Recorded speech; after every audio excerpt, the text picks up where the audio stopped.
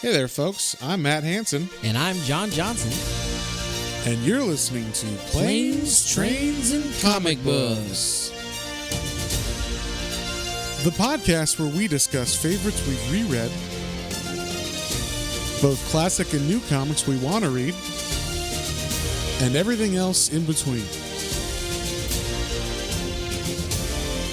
And here's the comic we picked this week. Hey there, everybody. Welcome back to another episode of Planes, Trains, and Comic Books. Today, we are reading Judge Dredd, False Witness. We are the law this week. We are the law. And this is part of our continuation of Black History Month. And you might be asking yourself, what does Judge Dredd have to do with Black History Month? And I like to remind people, we like to pick oddball, picks sometimes because it's not just about Black characters necessarily. It's about Black creators, Black writers on top of that. So, obviously we do characters that are written by Black people or characters that are maybe even not Black but are written by Black characters. And this is one of those characters. So yeah, and this is partially this one came very highly recommended. It is like a kind of more recent comic that is like very well respected, and like people are like, yeah, this is something we haven't seen in a while or whatnot. And it's definitely like we both have a take on it, and we definitely like it was an interesting read. Yeah, it was definitely interesting. I've read Judge Dredd more than you have, so I've read a lot of the older stuff. I think I've read like 4 or 5 of the old case file volumes, which are like the reprints of the hundreds of pages of of the old Judge Dredds from the 70s and early 80s. And then I've skipped around because they have like little collections of some of like the best stories. So I've read I was going to say Captain America, Judge Dredd America, and then there's a couple ones by Jock, the artist that I read. I can't remember what they were called. But all of those were kind of like fun. They're always about like mech droids going bad or whatever kind of stuff like that, sci-fi stuff. The America one was kind of more close to this kind of thing. It's a little bit more political, but like a different feel all around. And I was going to say, because I asked John, like, hey, is this guy British or not, the writer of this? And we should say the writer of this is Brandon Easton. And I think this was like, I don't know when this came out, but I think it definitely had, not like, I don't think Judge Dredd had been coming out like monthly or anything for a while. So I think that's kind of why it came out when it did, and it kind of had an impact because it was like the new one that came out, and then it was also topical. It was talking about a lot of topical issues that were going on in America at the time. But I was saying it feels a lot like it's written by an American as opposed to a British person who's looking at America and maybe criticizing. I was 100% going to agree. I say going into this, having that little bit of like, oh, I'm a Judge Dredd fan. Like I've read a couple now. I've seen movies. I've read some of the back history on it. Now, like, okay, so then getting into this one, I was like, okay, it feels a little more leaning towards like from an American perspective, where it's usually like a British perspective on American culture. Yes. So yeah, I definitely it felt a little different from like a Judge Dredd character. Yes, but it was still good. I mean, I was excited to get into it. Yeah, for sure. And then also you said you heard Stallone's voice in this one. Oh, that's true. Like I would say like all the one-liners from Dredd, 100%. It was hard not to hear it in a Stallone voice. Yeah, and there were a couple like good one-liners. I actually laughed out loud at one. I don't remember. When we get to it, I'll point it out. But so I should also say, because the art I really liked a lot in this. It is like a new style. Like it's a little bit more loose and stuff, but I really enjoyed the art by Kei Zama and the Silvia Califano. Yeah. So I don't know if I guess they both drew it together or just helped each other with the pencils and stuff. And then the colors by Eva de la Cruz. They did a really good job with I don't know. I thought the colors were on point with this, and it did feel like a more new version of Judge Dredd, like kind of like the one we read before. It had a similar palette. The art on that one was worse. That's what I was going to say. Is this is the most consistent art Judge Dredd I've ever read. For sure. Yeah, that was nice. That was cool too. Is it doesn't switch artists halfway through. Yeah. Whatever you pick for an artist, if you're drawing and writing comics together, just stick with one artist, please. I hate it, and I think most comic fans hate it. If you're reading a story arc that's only like 4 or 5 issues, and there's like 3 different artists on it. Yeah. Like, what the fuck? You know, like, come on, guys, you can do this. So, yeah, that's infuriating for me. I will still read it if it's like a good story, but it really does throw you when, especially like, it's one thing if they're close, you know, like, I think like, we were reading, I think, I don't remember what it was. Was it Infinity Gauntlet? I think Infinity Gauntlet starts with George Perez or something, and then switches to John Byrne or something. Yes. But it was close enough. Or no, Ron Lim. That's what it switches from George Perez to Ron Lim, and you could tell the difference. But it wasn't like what the fuck. Drastic, it was like, okay, this is a different artist, but it's just as equally competent artist. So it's not like a drastic change. Whereas it seems like now you'll have like the best artist ever for 2 issues. And then, like, get you hooked on it. The guy that just graduated high school that they hired, or what, like the mailman is like, or the mailroom guy is like, I'll draw this issue, guys. I want to be an artist here too. Yeah, so I doodle on these envelopes that during the day. I'll draw your issue. So some of the time, and not every. Give this kid a shot. Yeah. It's the American dream, guys. So yeah, I don't know why they do that, but a lot of the times the artist that they put in is like not even close to the like high talented artist they sell the book with at first, and it usually happens like on the 3rd issue or something. Like, it's even worse if it happens on the 2nd issue, because the 1st issue you're like, holy shit, Jim Lee's drawing with Frank Miller writing, hell yeah. And then it's like, yeah, we hired him for 1 issue, and then we're like, it's like you're getting catfished almost. like hey, look at this cool hot team, and then you're like, oh, I like that. And then like you go click on it or you buy it or whatever, you read it, like that was cool. I'm gonna read the next issue. I put it on my pull list. Then you get it pulled, and you read it. The next issue, you're like, who the fuck is this? Hey, you get home, you're like, wait a minute, yeah, this is not the same. John Lee, who's John Lee? You know. Yeah, like spelled different, Lea. Yeah. You know? Well, yeah, like I don't know why they do it, but they do it. So it was nice that at least this one was consistent, had a solid art team the whole way through, and I enjoyed it. Even if it was like a more modern style, it's a little bit more blocky or sketchy or whatever. It was still or still good, I should say. And also the covers, I like the covers a lot. They were more polished than the interior art, but they're still by the same people. It was like they put all their real effort into it. So I enjoyed that. But we start off with our main character here, and we should say this. This is a Judge Dredd comic that doesn't really have much of Judge Dredd in it. He's in it, but he's definitely more of the side character, I would say. So I would say not even a side character. He shows up when needed to further or I guess to say, hey, it's Judge Dredd. Hey, I'm Judge Dredd. Yeah. I am the law. They mention his name a couple times. He shows up when needed to further like the police side of the story. But I mean, he's not. I mean, if he wasn't in it, if you just had another big cop in it, and there's nothing that says this is Judge Dredd other than his badge. So like. Yeah. You know, that was one of my criticisms of it, but it starts off with this guy named Mathias. Mathias Lincoln. Yeah, Mathias Lincoln. And he's kind of talking about, kind of doing a voiceover about what is fascism and living in a fascist society, kind of describing the society that they live in now. In Mega City 1. And we find out that he is like a courier for black market goods. So, you can't ship that stuff through the UPS or USPS. So you got to ship it, low key with couriers that are going to take stuff from one part of the town to the other. And so he gets paid in this first page they say it's a aphrodisiac, like a really strong aphrodisiac drug or whatever or like a potion or whatever that's going to revolutionize the love market or whatever. And so he's like, okay, whatever, I don't give a shit. And then they specifically make mention that the only people who can open this case are the buyer who's going to deliver it to and himself. They have the DNA of him in it, like scanned into the handle of this briefcase. And they even say like, hey, if he gets there without, damage and all this stuff, like with 0 damage on the case, you get an extra 35%. And so they really want this to get there without being scuffed up at all.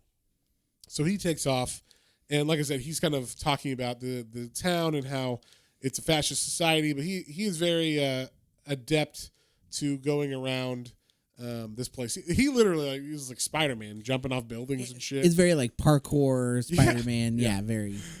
He's like Spider-Man, but without any webs to catch him or whatever. But like you said, he's parkouring it around, so he's familiar enough with this area at least. And then I will say this area is called the Anthony Scalia block, which I was like, really? I don't know if let me tell you, in the year 2141, there's one person that this fascist society really likes Anthony Scalia, the Supreme Court justice.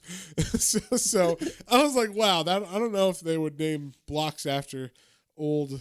I mean, we don't do that now. It's not like do you know who was on the Supreme Court 100 years ago? No. Like, so you would think they'd be doing that if it was already, and then it's maybe in that person's hometown. That's about all I can. Yeah, unless they're trying to make a thing about. I mean, are they saying that Scalia is fascist? I don't think so. But I don't know. Are they a fascist hero?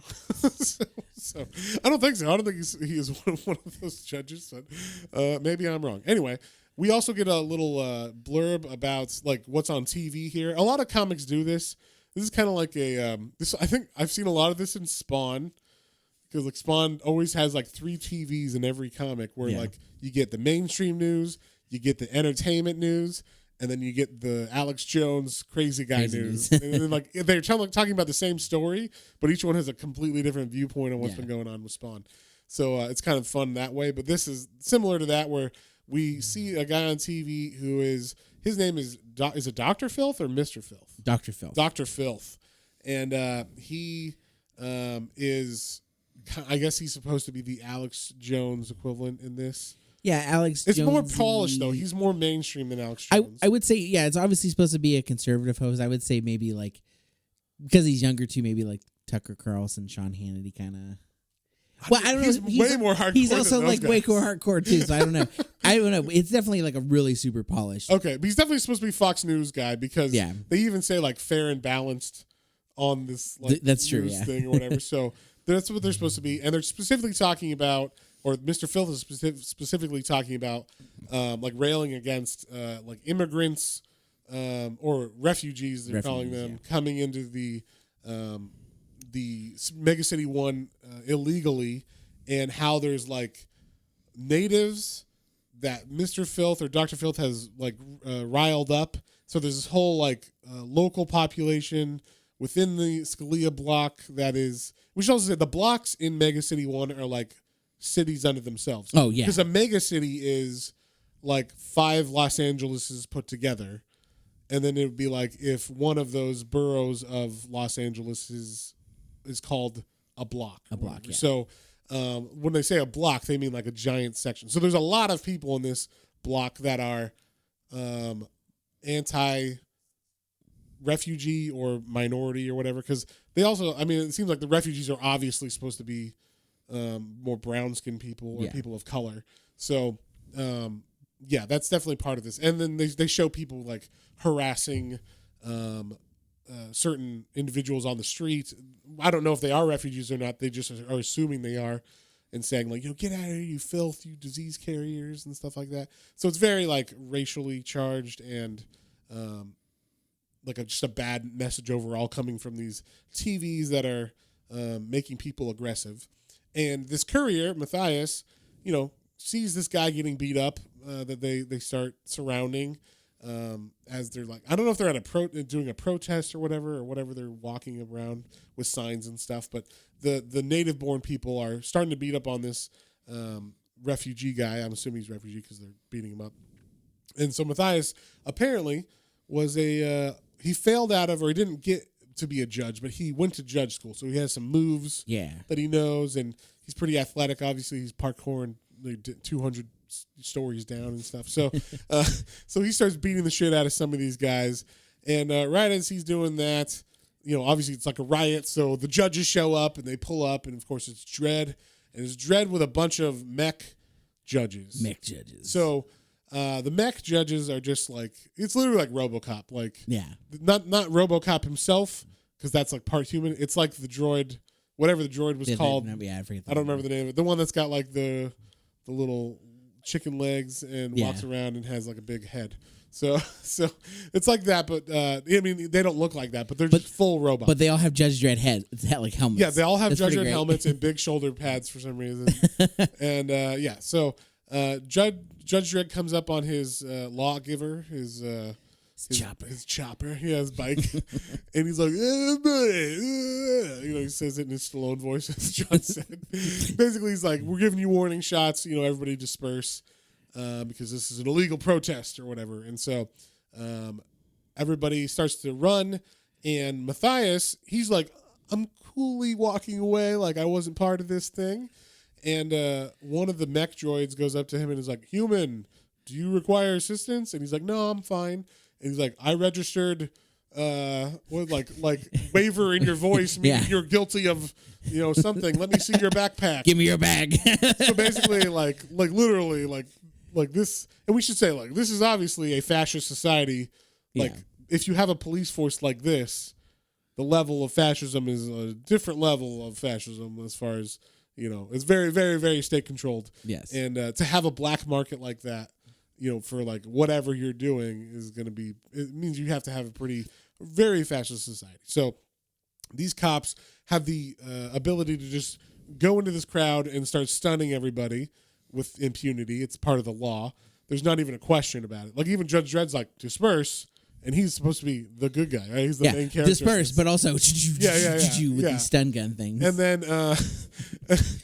then this robot can just walk up to you and be like, I heard your voice was shaky. You had a trouble in your voice. You are guilty. You are guilty. Show me your bag. And, of course, he actually does have something in his bag. So he's like, fuck you. And he just starts to run away. And he knows an area of this town that the judges don't. And that is the subway, or what used to be the subway. Yeah.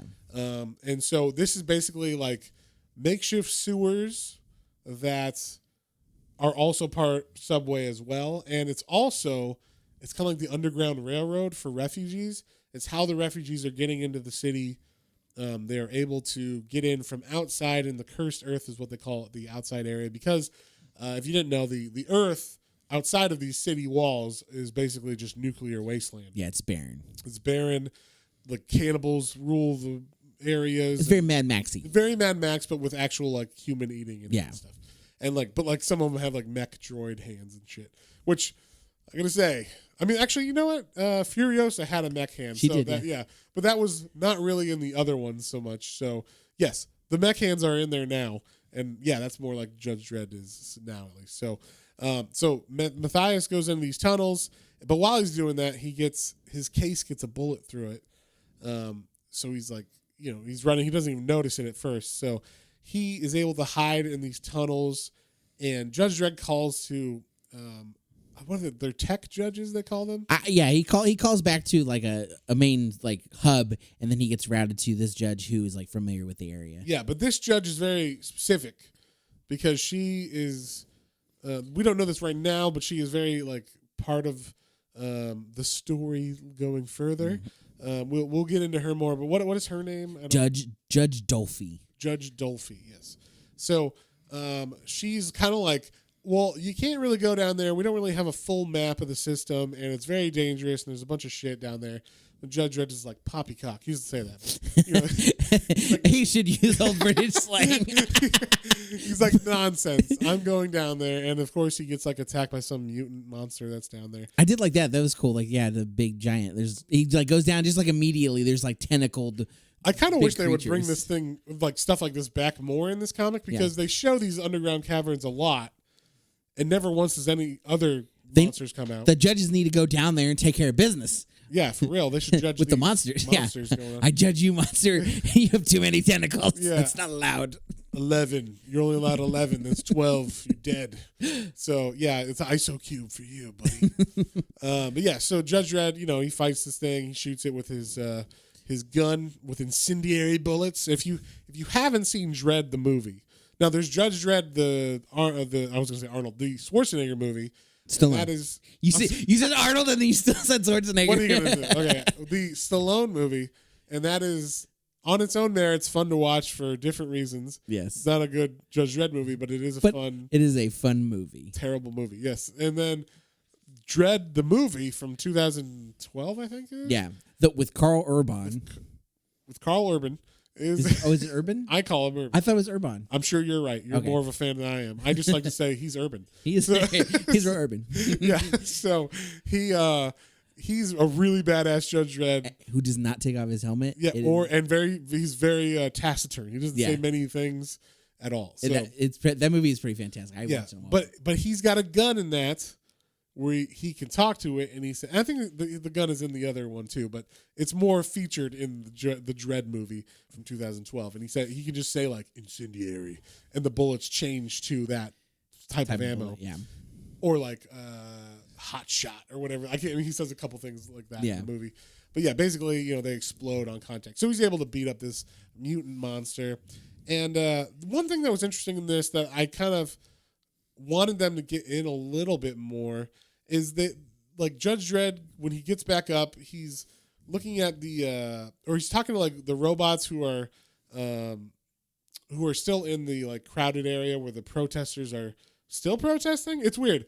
Some of the people were tased and like arrested, but then they're like, okay, the rest of you continue protesting or whatever you're doing. You think they would have just continued to disperse them like they do in real life or whatever, because they're like, this is over now.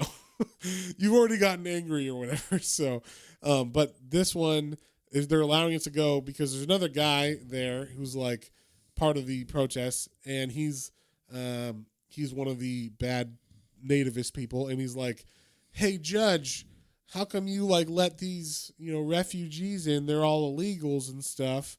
And he points to the TV and he's like, look at Dr. Filth telling the truth all the time. What do you say to that, Judge? And Judge Dredd is kind of like, look, it's my job to say the law or to hold the law, and it's not illegal to talk about that stuff. And it's also, refugee like being illegal is not. It's kind of below my pay grade. Like, there are bigger things going on. If I run into one and they're doing something wrong, then I'll slap that charge on them. But it's not hurting anybody, So he just kind of is like, it's not.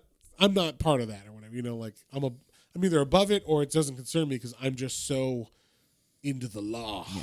And one thing in this one that they do say is like, for some reason, I guess the judges are a little like more thinly spread than they normally are. Yeah, I was kind of like, wouldn't like if you have mech judges that kind of make up for it, because one, they can't die or whatever, they can just be rebuilt easily, and they just get reprogrammed easily. You don't have to train them and all that stuff. So I don't know. I feel like it shouldn't be like that if you have mech droids, but I guess the people version of judges are what's spread thin, because they always need a psychic judge to like be able to read people and suspects and everything as well.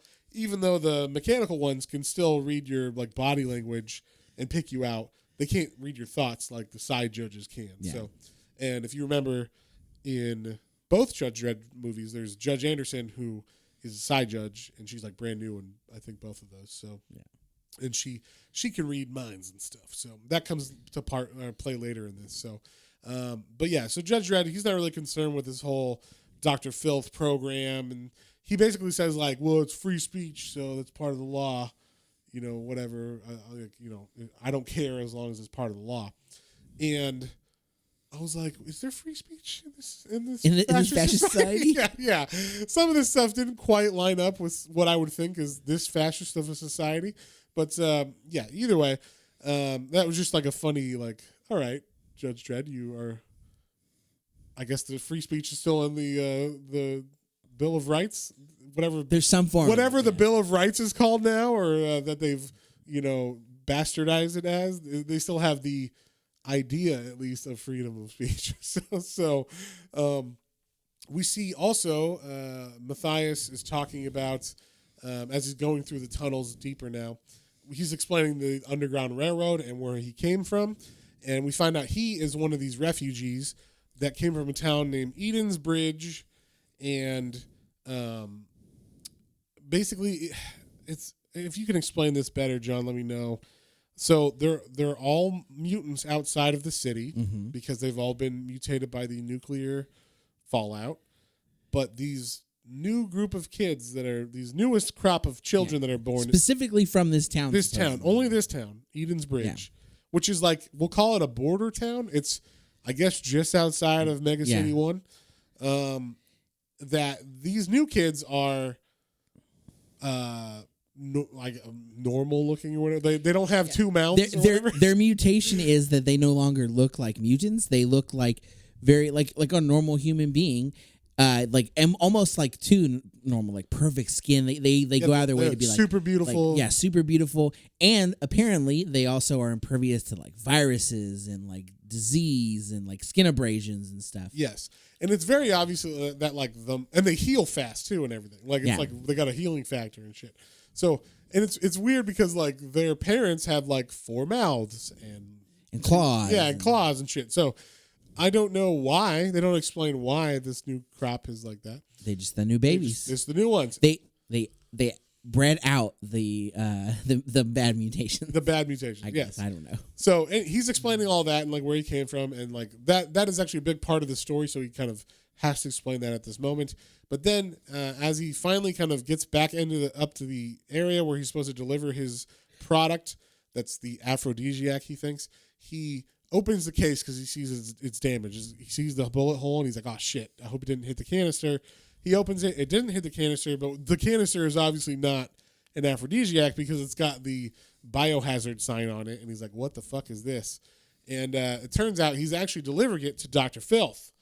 And you would think this guy, being as politically savvy as he is, the second he's like going into this room or this building, he would be like, I'm not delivering this shit to this guy. You know what I mean? But I mean, I guess kind of that's we'll talk about it at the end of the book, but that's why he does what he does at the end, I guess, because he's still part of this system. Yeah. So, but yeah, so he meets Mr. Filth and he basically says like, well, it's funny. They're talking together. Like I thought this was kind of unrealistic that Mr. Filth or Dr. Filth would be like, hey, courier, who's like way below me in station and stature. And I'm so, it'd be like if Donald Trump was like, and I only say that because he's like a billionaire or whatever, but like if Donald Trump was like, hey, you delivered my Chinese food. Why don't you come up and talk in my room and we're going to talk and have a little conversation. We can chit-chat for a bit before you get back to work. Yeah, which is weird. Like, why don't you have some of this Chinese food that I ordered?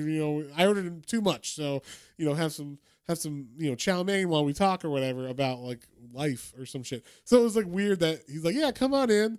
Thanks for bringing me the case. And he like, they're oddly straightforward with each other, which I guess is refreshing to Dr. Filth. And I guess it's just, Mathias being, Mathias. Matthias, being straightforward. Like, he's just always like that. He's a straight shooter. But Mathias basically calls him out, being like, this isn't fucking aphrodisiac. It's some kind of weird medical thing. What is it? Or like, not medical thing, but like a bioweapon thing or whatever. And it turns out he explains that it's not that, and it's some kind of like sulfuric acid compound, basically. And it's funny because later on they show how much of this sulfuric acid he has. That's true. So this container is the size of like a Coke can. Yeah, this is a Coke can inside of a briefcase that he delivers. And he's like, I need this stuff for my plan of whatever we're going to reveal later. But later on they show like a vat the size of, I don't know, a giant house. Yeah. Full of this stuff. Maybe it's concentrate and like you have to add something to it. Yeah, he dumps a little in and it goes a long way. All right. Yeah, so that's what it was. But so that's like they had this conversation about it, and he reveals his plan to this guy. To the courier. I don't know why he reveals his plan to this courier. Maybe it makes more sense. It only makes sense at the end to me. I mean, but I didn't remember this happened until we're going through it right now. Yeah. So that's why I was like, oh, I guess this kind of makes sense. But it doesn't even make sense why he would reveal this to this guy. But so Dr. Filth is revealing his master plan, which is we know that you like New Eden kids are like this new race of mutants that have like healing factors and are beautiful forever and all this shit. So what we're doing is we're taking this acid and we're taking children from that area. We're smuggling them in with refugees, and we're putting them in a vat with this acid. As it breaks them down, we put rich people, or we get rich people to pay for this treatment that they get injected with the goo that's produced. The goo of people? Yeah, so it's like sulfuric acid that's broken down these people's bodies that ends up being able to make rich people young, I guess. Yeah, and part of that is because Mega City 1 has so many people, and we have this, the nuclear fallout all around. There's been tons of diseases come and go, and so obviously things are not as good. So part of it is also that they're trying to figure out how to get at least rich people a way to live, to not have to worry about those things again and live longer again and things of that nature. Yeah, I mean, if they could just live forever and be our oligarchs, it would be awesome. So, that's just what Mega City 1 needs. On top of the fascist government, to have an oligarchy that rules as well, that's in league with the government. Yes, it's a corporate league. So, that would be an interesting story. They should go off of that off this one from that. Anyway, so at the end of this comic, the big reveal, like I said, the guy's telling him his plan as they're walking through his whole building, and then he gets to the end, and he literally shows the giant vat that he's going to pour, I guess, this little beer can size thing of acid in. It's chemicals. Things happen when they mix, man. I don't know. I'm not a scientist, John. Okay, but yeah, and then he sees the old rich people that are now becoming young, and they're in Weapon X tanks like Wolverine or some shit, and they're getting infused with the goo. I want to say the Ninja Turtles goo, but it's the mutant goo. The mutant goo. So that is the end of the first issue, and we start off right in the second issue, right where we're at, and basically the Mr. Filth or Dr. Filth is saying, and you were part of it, you delivered the contents of this. This must not be the only one time he was delivering. Yeah, because it seems like this is, Oh, yeah, no, he said hello again like he's been there before. Yeah. So maybe that's why he was like, come on in, buddy. I've seen you a bunch of times dropping off these cases. But they made it really seem at the beginning that this was just a regular job the first time he dropped it off. Because the deal that they made is that, the deal is 35% if this is untouched. Yeah. It's would you say that on the 10th time? We know it. All right, we got that. Yeah, you've told me before. Thank you. Yeah. So he leaves him. It's weird. He just leaves his Mathias there.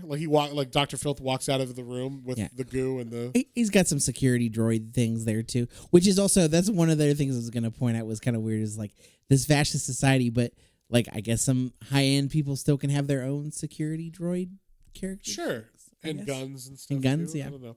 So you're rich, I guess it doesn't. Sure, why not? And so so I guess while Mathias is leaving, he calls his friend who's I guess owns this restaurant called Noodles to Go. And what's her name? What's her first name? Yeah, but it's not just that it's the restaurant. It's the person's name actually too. It's Barbara Noodles, I believe. Yes. And so Barbara is his friend. We find out later. And before this, Judge Dredd is talking to some other judges, and he's like, "What's going on with this Dr. Filth and all this stuff going on?" And he sees another program that follows the Dr. Filth program. It's the number 2 rated show. Number 2 rated show, and it's who'd you say it was? Shannon McShannon. Shannon McShannon is her name, which I thought was funny.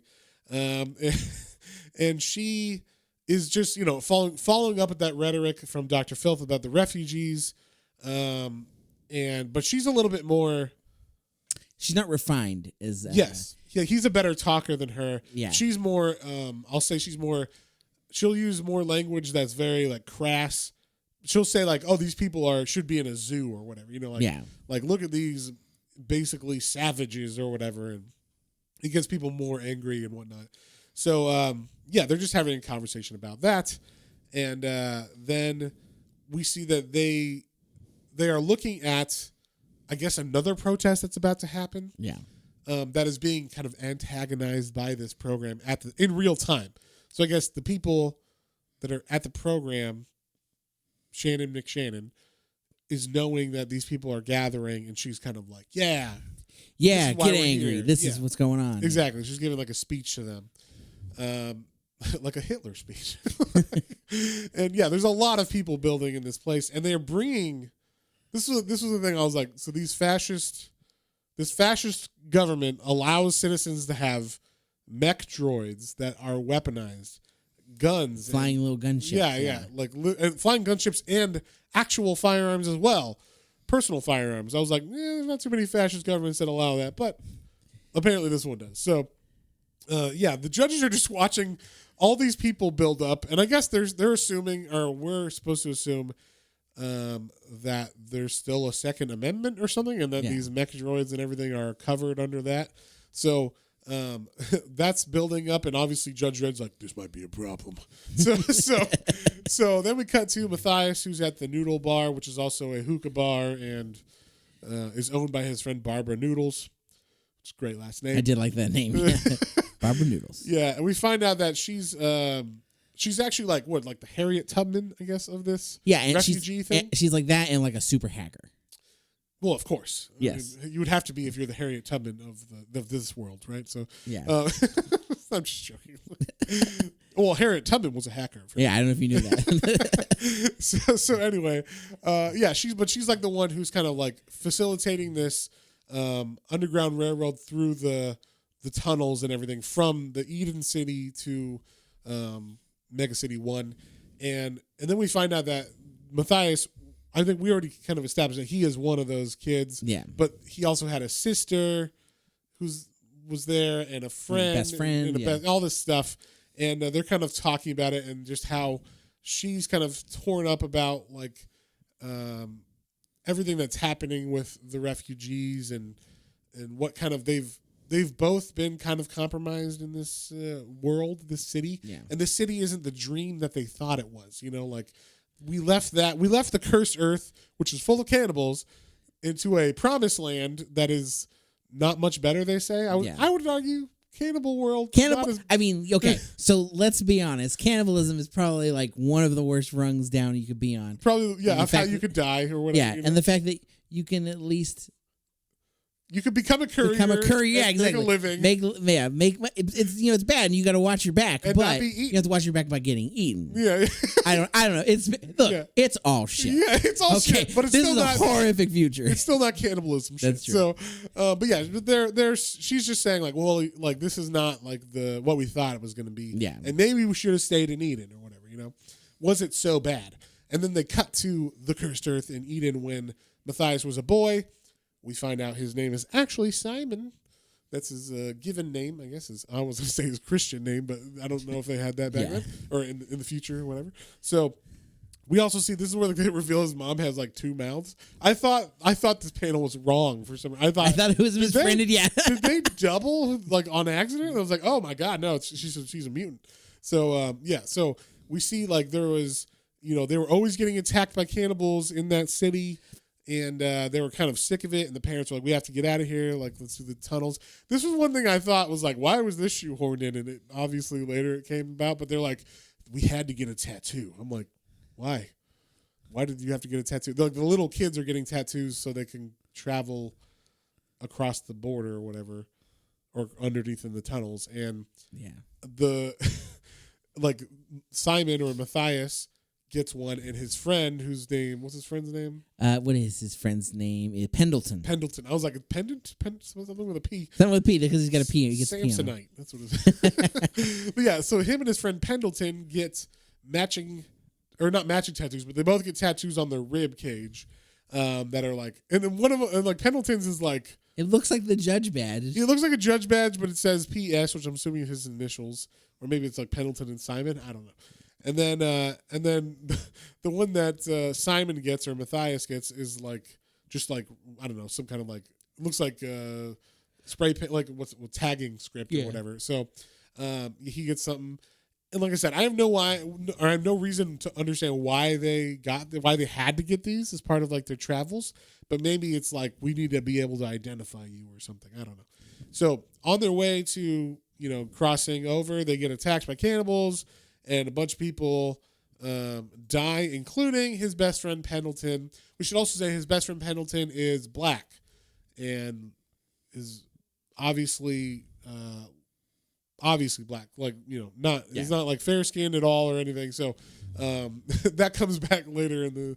We're saying that for a reason. So then, as they're talking, there's a big boom in the present day, and we see Mathias and Barbara Noodles are like in a firestorm inside of her noodle bar. And the explosion was caused by these protesters, or I don't know if they're the protesters that are at that block or whatever, but they have been sent by someone.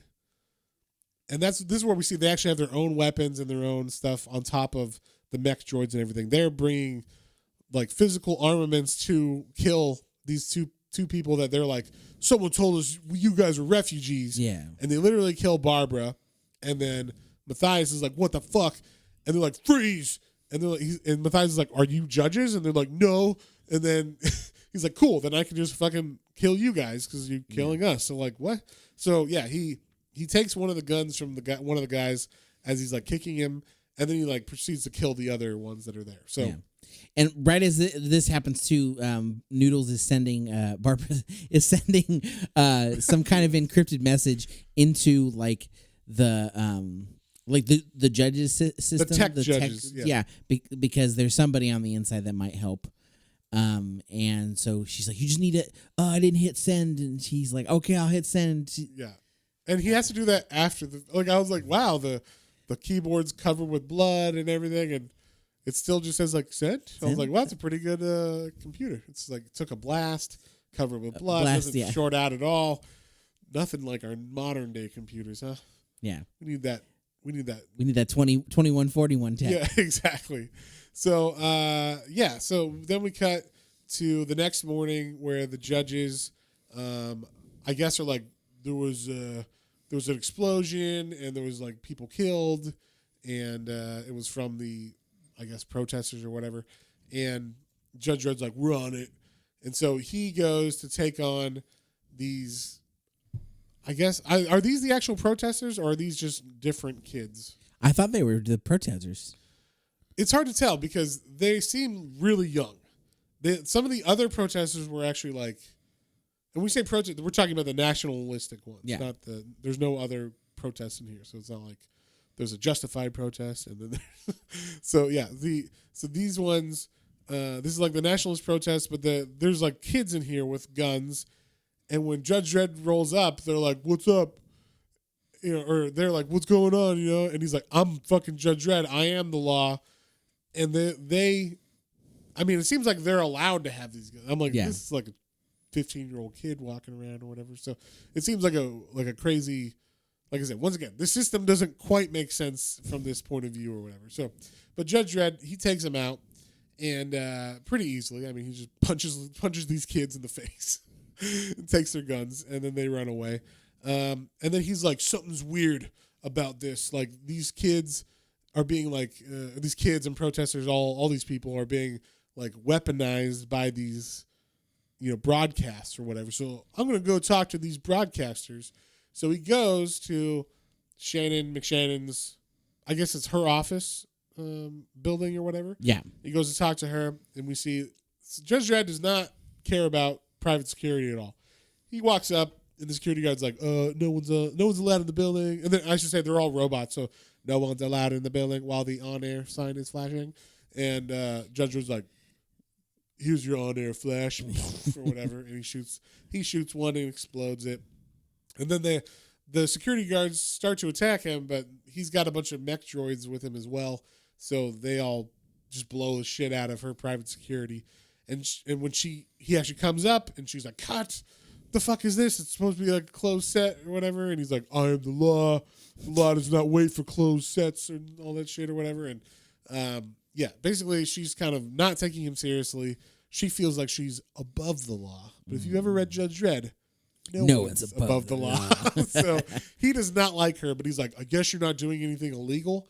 But now I'm really going to focus on you. Like, I wasn't really paying attention before, but now I really don't like you. But now I'm laser focused. Yeah, I don't like you. And if you fucking jaywalk, I'm going to throw you in an ISO cube for like 10 years or whatever. So, and please resist, because I wouldn't mind shooting you in the face. So, yeah, she like pisses him off and like kind of says, you're a joke and like we rule this place and kind of stuff. She's got that attitude about her. And then we cut to Mathias doing his little parkour, getting home, going in through his window. And he comes in and there's a light on. He's like, oh, that's weird. I didn't leave a light on. And then you see this like laser shot across his legs. And I can't tell, maybe it singes him a little, but basically he gets shot at and he comes in the room and it's Dr. Filth. Dr. Filth. And he's just in his apartment. He's like, oh, hey, sorry, I shouldn't have allowed you to leave my apartment earlier. I'm It seems like a big oversight. Yeah. Like, you know what? I shouldn't have let you walk out. Like, yeah, no shit. Yeah. I didn't know After why you showed him all of your... Yeah. Of course he's going to be like, oh, maybe, you know what? Why did I let him go? I should have just killed him there. I should have pushed him into the vat. Yeah. You know? Because we find out later, Pendleton knows who he is and what he is. So yeah. But yeah, so, and then out of nowhere, this is the part I was like, so how did they put this part together? But the wall explodes next to Dr. Filth, and this, you know, Dreadbot comes through, and like, you know, takes him, and literally, I thought this was fantastic. Honestly, this is my favorite panel. This is one of my favorite panels of this whole thing. Takes his head of Dr. Filth and just turns it around backwards, like rips his fucking. He puts an exorcist, but without someone who's possessed. You know, he just totally breaks his neck. Self-destruct initiated. Yeah, and then he blows up. So, like, someone told this droid, or this droid judge to go, you know, I guess, knew where this guy was going to be, Dr. Filth. Yeah, maybe he followed Dr. Filth then. Maybe. And then I would assume they're, like, programmed, though. And then he, like, gives a thumbs up to Mathias and is like, self-destruct initiated, and then blows himself up. But we see when that happens that Dr. Filth has a very unusual tattoo on his ribs. Yeah. That happens to look a lot like Pendleton, his boyhood friend, his tattoo that he got before they went on their little journey. Yes, and the reason that we mentioned this again now is, again, Pendleton was black, and Dr. Filth is the whitest white guy on TV. His name should be Whitey McWhiterton. Yes. So, yeah. So, like, yeah, it's like, wait, what? And, yeah, that's like, I was like, wait, how does that make sense? Yeah. No, but the funny thing was, when I was reading this, right as that happened, right before that happened, when the page turned before he twists his head, I was like, is he Pendleton? And then I turned, I was like, he is Pendleton. Like, I guessed it right before, which I thought was cool. Oh, that's cool. I don't know how I didn't see that pieced one. it together, but I think I was just suspicious, like, why is he so familiar with him in his house? Yeah. And I didn't realize that he'd, like, done multiple deliveries, but I was just like, he seems like he knows him. Yeah. And then they showed, like, that flashback, and I'm like, oh, it's Pendleton. And then, yeah. So we start off in the next issue with, of course, Shannon McShannon is using the death of Dr. Filth as I just put something together. Dr. Phil. Yeah. Dr. Phil. Dr. Phil? Yeah. It's funny. I don't know why. I just realized they might have been playing off of Dr. Phil. No, I mean, obviously they're not saying Dr. Phil is a fascist. No, but just the name, yeah. Yeah, so that was funny. So anyway, she's playing off this tragedy, but of course she's using it to like build her. Now she's the number one program or whatever, and you know she's trying to rally all the people in the streets. Like these refugees killed him, and this refugee specifically is named Matthias Lincoln, and like puts a kind of bounty on his head by posting his picture on her TV show. So he's in hiding, and we cut to the judges who are looking at this body, and they're like, "This is really weird. Like this guy's had a lot of surgeries and stuff going on with his body." And they basically see he's got like a barcode that like, so in this world, obviously, you're not allowed, which makes sense. You're a fascist society. You're not allowed to just get like plastic surgery willy nilly. Yeah. So you have to go underground for this kind of work. So when they do the work, and if it's really good, they put like a barcode that's under the skin, so that like if someone's like, "Hey, you look really good. Where did you get that done?" Wink, wink. You can just show them your arm, and they can scan it and be like, "Oh, I'll be on my way to that guy too," or whatever. So it's kind of like how they get word of mouth without having business cards and shit. Because obviously they're going to get arrested by the judges if that's the case. So basically, what happened is Pendleton. I mean, later on they kind of show him getting like, this is funny. He gets like super surgery to be not black. Yeah. And he gets it done by the guy the judges trace the doctor who did it with that barcode. And it's this guy, I don't remember what his name is, but he looks a lot like Michael Jackson. I'm going to say that. He looks a lot like Michael Jackson. Like Michael Jackson. Like the post-surgery Michael Jackson. So I assume they did that on purpose because he looks a lot like Michael Jackson. Because they even show what Pendleton looked like before, and then there's a picture of the doctor like about to operate on him, and he's got long hair, and he looks like Michael Jackson before he died. Yes. And I was like, wow, that's a really creepy, weird thing to do. It was a weird juxtaposition that they were obviously hinting at. Yes, I mean, I guess if you don't know what Michael Jackson looked like, it wouldn't be weird or whatever. But yeah. But the concept here is obviously this black boy was. He even says like, I can't remember how he escaped. Do you remember how he actually lived and ended up living?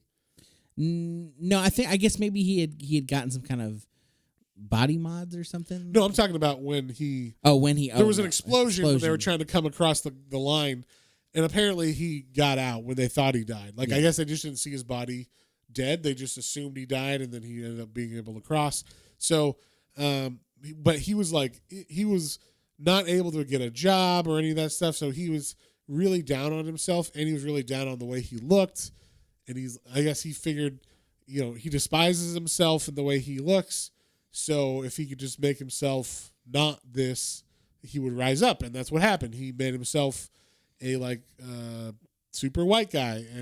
But first he had to get the money. That was like the thing of this where so we ended up getting a job as like a janitor at a news station. And then he or it wasn't a janitor. He was like a mechanic. Yeah, he's fixing the droids there. Yeah, he was a building engineer. Look at that. And so he's a building engineer who engineers or works on the droids that break down and stuff. And then that's how he saved the money. Eventually, he had to Harvey Weinstein, or he had to do what the girls did with Harvey Weinstein. But there was a really ugly, super obese woman who ran the station, and he had to sleep with her in order to get money to get the surgery when he's older. Basically, yeah. I like the way this panel goes out because he's obviously is good at his job, and he's also talks to some of the people. Oh yeah, they mentioned that he's really, really good at talking and speaking and convincing people. He's very charismatic. Yeah, and I did like that. Yeah, and he by doing this, he's able to talk his way. But then he also catches the ear of the big producer of the studio, and it's it kind of reminds me of the vampire from Blade, the one that's the underground. Oh yes, tech one. The one that he has shines the UV light on or whatever. Yeah, but with a wig on. Yeah. Then it shows that them kind of sitting together talking for a sec, and then a panel of her, and then them. In silhouette, but in the dark, and then it's and then it's dot dot dot. He got all the money he needed. He throwing that good dick. That's what. So, but anyway, he goes to this surgeon, and he tells him, change everything about me except my tattoo. Keep that the same. So I'm assuming he just had I don't. I guess this is a colored in tattoo because that part's still black underneath. I guess. So, but anyway, he is changed into this white guy, Dr. Filth, and he becomes this giant media personality sensation. Mm-hmm. And that's what the history of Dr. Filth is. So Mathias, who's, on the run now, he goes and he talks to the only judge he knows he can trust, who is, what's her last name again? It's the one that got the message. Yes. And that is Judge Dolphy. Judge Dolphy. And we find out that Judge Dolphy is his sister. Ba-ba-ba. Yeah, so she got here and was able to become a judge, and he was, ended up becoming courier or whatever. They don't really explain how they went on their separate paths or anything. They do have a flashback of how they got here, but it was just how traumatic it was for each of them. Yeah, and then, it didn't really go. It didn't really give a lot of background. It was just oh, Pendleton's dead, and now we have to try to figure out how to survive here. Good luck. Yeah, so it was kind of interesting. And then we found out also that because they're illegal refugees, when they both went to go become judges, and part of that training or the selection process of being a human judge is a side judge comes in, and if they sense any kind of weirdness with you, they will like, oh, not that one. That one's got like a weird personality disorder or whatever. So she was scared of that. They went to, or Barbara Noodles did some kind of behavior modification on them just for that day or whatever. It would like last in their brain temporarily, and that it would like block any of the psychic energies or whatever that they're trying to probe with. So in the day of, she was really nervous, and she was like, I'm going to fail. She's going to read right through me. And so I guess they say that Mathias switched their reports, like on their progress reports or whatever, their examination reports or whatever. Yeah. And so that way she got hired and he didn't, because they did see through hers, but they didn't see through him. Yeah. And so she got hired to be a judge, which I was like, that's not good. Like, if she wasn't the one right for the act. Yeah, I guess not, but whatever. So she, we find that out that she, I guess he gave up his judge's opportunity to, for her, and that's why he's like a courier and she's a judge. But then we also find out she's a fucking traitor. She is a bad person. She's the one, I guess, who sent the droid probably to kill. I think so. That's the way it made it seem like. Yeah, but is she also like she pulls a gun on him, and I don't remember why. Well, she's like, okay, well now I understand all that, but basically, now I have to fall back on my judgely duties, and like now you're gonna. Oh yeah, because you're under arrest. Yeah, you're under arrest. That's what it is. So yeah, it was just kind of weird that like I got you this fucking job, but you're gonna arrest. But you're not. Now we're gonna do this. Yeah, it was kind of like that was the other thing that was interesting. Like, she ends up being bad. Like, she full cops out, right? Yeah. So she's giving up. She's turning on her own people technically as a cop, which I think has a message in itself, right? And then also Pendleton, or Dr. Filth, also was a refugee who really turns on his people in order to become famous and wealthy and all that stuff. So I think there's also a message in that is not very hidden. We'll say it's very obvious. But Mathias, he's a scrappy, inventive young man. He says he always has an exit plan. Yeah, so he has this disc that that apparently can override a lawgiver, the choppers of the judges, and make it so that when you jump on and you're not a judge, normally it blows up or it shoots spikes out or whatever, it murders you. This disc, he throws it on the front of it, and it overrides the system, so he's allowed to use it. I did like that. I like he was able to steal the bike. This was a cool scene. I like the art in this chase scene, where he's driving and it's all fucking fast and everything. The lawgiver is drawn really well in this, I thought. Yeah. Very cool looking motorcycles, and as my grandma called them, motorcycles. And he just goes like right through all these mech droids and everything, and he ends up driving straight into the underground tunnels. And then it blows up because he's going through all these droids, so it actually collapses behind him, so they can't follow him. And he's like, "Finally, I got away from him." And as he's about to exit through like all the, this is also like where you could have had, the mutants fighting him or chasing him or something happening with that kind of thing, or like the monsters that are in these tunnels, or a little bit more of like so Judge Dredd like show up right as the tunnel closes, and he's like, I got an idea, but you don't know like exactly what that means, and then you don't know what's going on with him because it only has one extra page of him like driving through a tunnel. And so it seems like this obviously is a longer trek for him under there. Right. And he even says like, oh, I only did this trek once when I was a child. And he remembers that path fairly well. If you told me, hey, Matt, that one time we went to, Zion National Park? Yeah. Why don't you walk that again from memory? And I'd be like, I don't know what the roads I took or whatever. But he can do that in the dark or whatever. So, but he's the hero or whatever. He's the main character. He's allowed to do that stuff. So, like you said, he gets to the end of the tunnel. Judge Dredd shows up and is like, hello again, creep. And, he's ready to arrest him. And he actually punches Mathias in the face. And then he's like, I got a plan. So the fourth issue starts. And they kind of they do like a recap of what had happened with that end scene. And we get this weird thing about the Bible, which I don't quite understand. They're talking about like how our civilizations are built on this like book, this kind of stupid book, these 10 stupid rules, and then they're like, well, there's actually only 4 that are really stupid. The other ones are okay, or at least make sense, which are, of course, like thou shalt not murder, thou shalt not steal, all that kind of stuff. Yeah. But it's weird. They kind of interject this each commandment further and further as you go in this issue, and it just kind of like to me, it didn't make any sense to me why they're throwing this in there. Like I didn't find any extra meaning in it, and I really was like, okay, thou shalt not covet was like the last thing that they were talking about. Like that's the big one that makes sense for this story, and I'm like, does it? Like I don't. Is it the refugees coveting, or is it the native people coveting? I don't fucking know. So like, yeah, I was confused by the message of this, but they're talking about the Bible and stuff. And we find out that the plan that Judge Dredd had is basically to take him in and read his mind with the side judge, specifically Judge Anderson. And this is like, I don't know, isn't this her first appearance in this comic? So she appears in. She thinks she was there, but she wasn't. She didn't do anything. She didn't do anything before. So, but basically that Bible story or that talk of the Bible was what was going on in his mind. So it was blocking her. So she can't get a full picture of what he's actually thinking or what he knows.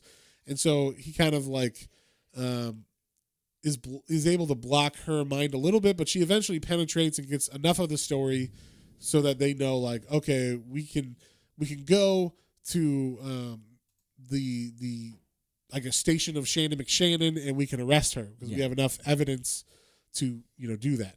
So they go there, and of course she's there with her private security, which outnumbers the police force somehow with their own droids or their own mechs. Yes, I was like, wouldn't they show up?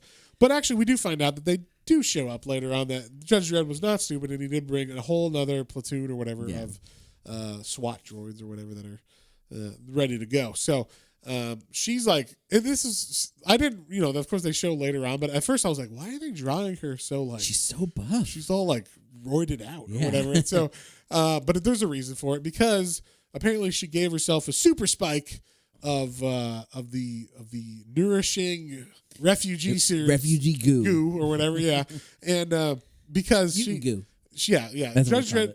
What is it called? I said that's what we were calling it, mutant goo. Mutant goo. There you go. And so she's like, seems like she's gonna give up at first, and she's like, "Fine, arrest me or whatever." And as Judge Dredd goes to put the handcuffs on her, she punches him. She gives him the old Jack Johnson, and she uppercuts him, and actually kind of knocks him on his ass pretty good. Yeah. And like so hard he like falls into the concrete, and the concrete breaks. So pretty hard punch she did. And then all the droids are told to attack by her, and they start firing on all the judges, and there's a big fire battle. Of course, Judge Dredd, of course, and Judge Dredd and Judge Anderson. Judge Anderson, there you go, thank you, are fine, and of course our buddy Mathias is fine, and they eventually go and follow her into the building where we're back at it's the same building as Dr. Filth, so it's the same vat again that we were at before with the people in the tanks and everything.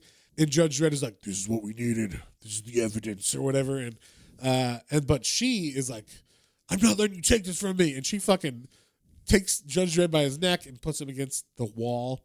And it's pretty crazy because she gets shot 3 times by Mathias, who got a gun from like a security guard that was down. And she doesn't get hurt at all. And we find out that she has given herself a super dose of the mutant goo. Mutant goo. And so she is like Baning out right now. As I told John, it was like when Bane gets a super dose of venom. You just keep hitting the button. Yeah, exactly. And he just over Banes. And then he gets, or Judge Dredd gets a hold of her as she's like about to kill Mathias and throws her into, like picks her up over her head or over his head and throws her into the sulfuric acid goo, the mutant goo part of the thing. So you said you thought it was maybe. I thought maybe at first I was 100%. I wasn't 100% the first time we looked through it until we talked. I thought she was so roided out, and then he threw her into like the whole bat of the goo that it was just too much for her body to handle. Yeah, but I think it was more the sulfuric acid part. But yeah, no, that makes more sense that it's the sulfuric acid dissolve. She's becoming the goo. That makes more sense than like overpowering the goo. So then Judge Dredd, of course, is like, I'm gonna arrest you because like to Mathias, because he's like, it's over now, and you're under arrest because all the laws you broke in helping me get this case solved. I just helped you, goddammit. Yeah, and so, but Mathias is like, nah, I'm going out on my own terms. So he has a grenade, and he pulls the pin, and he says like, sorry, like I have to go out on my own terms because an ISO cube is a death sentence for someone like with my soul. Yeah. He's so artistic and creative and everything. He's just the heart of a hard artist or whatever, and so, but we find out that basically he is kind of. He's doing it also because, not just because he was going to get arrested, but he feels like he had given into the society as well, just like Pendleton and his sister. He was part of the system that was hurting these refugees too. So this courier that was delivering these packages that were turning them into goo and all this shit. So he's like, I should just die because of that, because I should not bear false witness, which is... The name of the comic. He said the name of the comic. And I'm like, I don't know what that means. Should not bear false witness. That means you shouldn't lie, right? Yeah. So what does that have to do with him killing himself? Because he was lying about who he was, because it wasn't, his name was Simon. Oh, I don't fucking That's know. That was what I took from it. Is he shouldn't have changed who he was, and shouldn't have. None of them should have. Okay, if you say so. Yeah. So anyway, it all wraps up. The ending was a little. I was like, it was a little wonky. Yes, it all wraps up, and his sister gets arrested for. It turns out she was actually kind of playing both sides, right? Like she was on the cop side, but she was also facilitating, like Dr. Filth and stuff on to help get refugees. Yes, exactly. So I guess she was kind of like helping import. I don't know if it was to kind of unstabilize society or to just help refugees in general, but either way, she gets arrested, and that's pretty much the end of the comic. And Judge Dredd has one last one-liner where the sister was talking about, like this society is so cynical, and he's like, but cynicism isn't illegal. And then and that's it. And then like slam the door, and you watch the paddy wagon go away, and it's like, job well done. Yeah, that's it. So John, what would you give it? What did you think of it? It was fun. It was, like you said, the perspective was a little different from Judge Dredd's in the past, so it definitely felt a little uncharacteristic at times. And going back through it again, I was like, oh yeah, Judge Dredd wasn't in it as much as I thought he was. Right. But it was fun. Yeah, this is more of a Matthias comic. It wasn't just a Dredd comic. Matthias, false witness. But I liked the action. I liked I liked a lot of the story points in it. I feel like there were maybe some things that could have been tightened up, but I liked it overall, and I had a good time with it. Like it's not something I would. I enjoyed reading, and I wanted to finish the story. Definitely was not a chore or anything. It was it's fine. It was fun. And like we said, the art was wonderful all the way through. I love the aesthetic of as shitty as it is to say. Of this fascist society. I like the Mega City one, and like just thinking about like 5 cities in one in this really small area, and so it also has to get built like crazy high too. I just like the aesthetic of the city. 250-story buildings. Yeah. Tenements. And then like Judge Dredd's costume is always fun. Of course. You love that fascist look. I do. I love the big boots and the Hugo Boss is your favorite. Wow. But yeah, no, it was really fun, and I see some of the story points that we're going after. So I mean, overall, it was a good story, and while maybe it didn't nail the landing, I still really enjoyed it, and I still something that like I would go back and like check out again, like how did that one go through? Yeah, so it was good. I would say I would probably overall, I would give it it's definitely not the worst one we've read, and it's definitely not the best. It's somewhere in the middle. It's a solid story. I'd say 5.5, 5.5. 5.5. That's a good rating. I'm gonna give it a 5 because I feel like you said it. it could have been tightened up in some areas. Some stuff could have been explained a little bit better. So as far as like the actual plot of the story, sometimes I was like, that's a little convenient, or that's a little like unexplained, like how that works. And I would have wished there was a little bit extra like things tying stuff together. And then also just the political stuff. Now I can read comics that are political, and I see it sometimes if people are a little, they're just exposing it a little too much what they're talking about. You know, they're alluding. The illusion is not really an illusion; it's an allusion. You know, yeah. like, Was it the Golden Child, the Dark Knight one, where there was literally yes, where literally Trump was there. literally in the comic. So this was basically that. You have literally Fox News. Like, Yeah. you know, you literally, or like in a hyperbolic sense of Fox News. Yeah. A hyperbolic sense of what's going on with refugees. You know, all that kind of stuff. So a hyperbolic sense of white nationalist protesters with guns and stuff on the street. So I was like, okay, like I'm willing to read your story and everything. It just felt a little bit too on the nose. I kind of wish they would not focus more on the story, but like weave it more seamlessly into the story, and not so I'm talking about this. Yeah. You know, it's like, all right, well, can we figure out a way to make it not like just fit the world better and all that kind of stuff? So, and like I said, also, it definitely felt like this was not someone who was British, who understood like the original, or like, you know, the actual Judge Dredd comics from back in the day. Maybe he's read some, maybe he watched the movies and stuff, but he just didn't have like this is fully, I understand this world or whatever. Because like I said, they only used Judge Dredd, and Judge Anderson, and a mech droid or whatever, you know. Yeah. So it was like, and then the ones he threw in for like the story. But like other than that, there was no like sense of I understand this world, and this, you know, this could have been, if you just took this out of, you stopped using the words Mega City 1, this could have been its own like independent comic, and it would have floated just as well. That's why I was saying it doesn't really feel like it was a Judge Dredd comic. Even if you can even write a comic that doesn't have Judge Dredd in it, but is in the world, and it still feels grounded in the Judge Dredd world. Yeah. So this just didn't have that feel to me. So I was kind of like, does this need to be a Judge Dredd comic? But it is. So, I mean, or it's like under that banner at least. So I'm going to give it a 5 because I feel like it just was good. It was, you know, it was fine to read. One of my most hated thing about comics is if they're boring. Same with movies. Yeah. I'll watch a bad movie. I'll watch a good movie. I'll watch an okay movie that's easy to get through. But if you got a boring movie, go fuck yourself. Like I can't. So this book did not bore me at all. No, not at all. I was always like wanting to know what was going to happen. The story, like I said, had moments where I was like, well, that doesn't quite make sense, but I'm willing to go with you on it and just jump over the unbelievable. Do the mental gymnastics. Exactly, yeah. I'll go with it, you know, just to see what happens, because I wanted to find out what happened. Yeah. So there was definitely a mystery that was going on, and I was intrigued the whole time. And there was a couple of moments where I did laugh out loud about Judge Dredd and stuff. So when he did appear, they did use him to an effect, somewhat for like comedic purposes, or just like for certain one-liner beats and stuff. So I enjoyed that. But yeah, I didn't think it was like the best thing ever. It definitely wasn't horrible or unreadable or anything like that.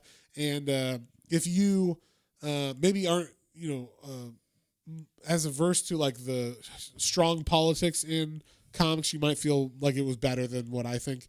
More like John, or maybe even better than that. So that's like my only caveat is I'm more sensitive to like, I'd rather, like, I don't mind having politics in comics. Like John Constantine's one of my favorite characters. He's obviously anti-Tory, a very liberal, you know, British person in the 80s. He's anti-Reagan,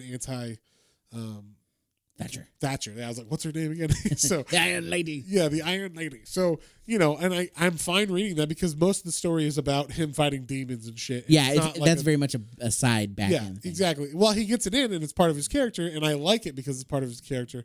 It's not like I don't have to know what's going on at this point in time in the 80s, other than Margaret Thatcher and Reagan were the president and prime minister. Other than that, and like, like obviously there was like political turmoil going on in the country, but like this was like, do you guys know? There's Fox News going on. There's refugees happening. There's a border town thing. There's like all this, you know, it's like it really puts it in this time and place. So it's kind of like, okay, I see what you're doing, but I don't know if it's as timeless as it could be. You know, when I read some of those old Judge Dredd comics, you know, it doesn't put, like, we read Hookjaw. You don't need to know what era it is other than there's no cell phones, right? It's just a killer shark. Yeah. That's all that fucking matters. So, you know, that's the kind of thing where I'm like, that's what I look for in like a not that Hookjaw was well-written comic necessarily, but like, you know what I mean? Like just a fun story. Yeah. That should be the premise is it's a fun story or good story.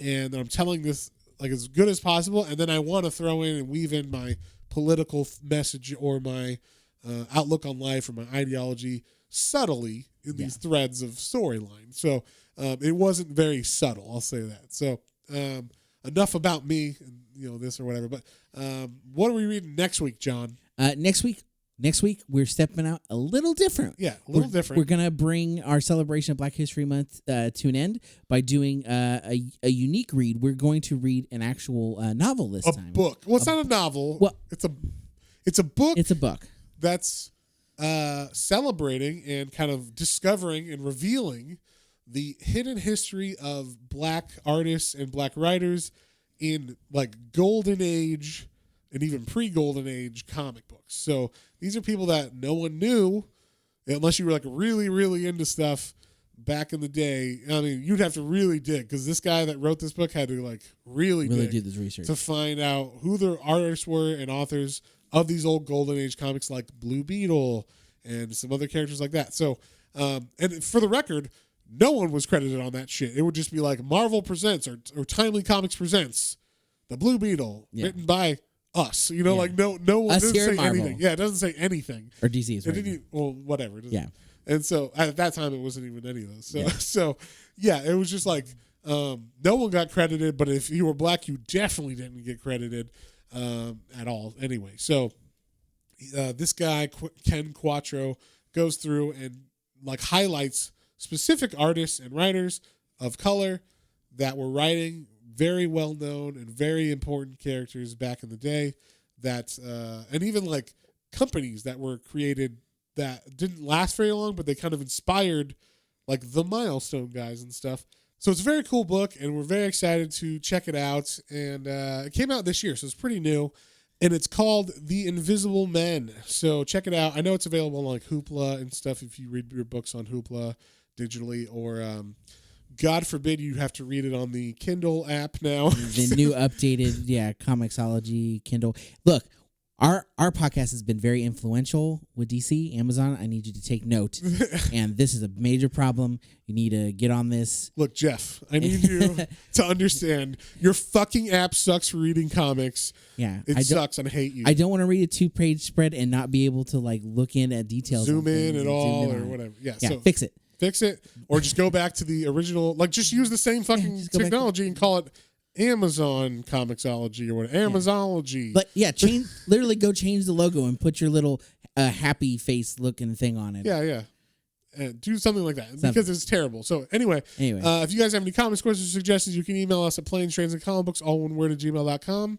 And don't forget to check out our Instagram, YouTube, and Twitter. We got a lot of fun stuff coming after our finish up our celebration. Yep. On that note, we will see you on the next one. Bye.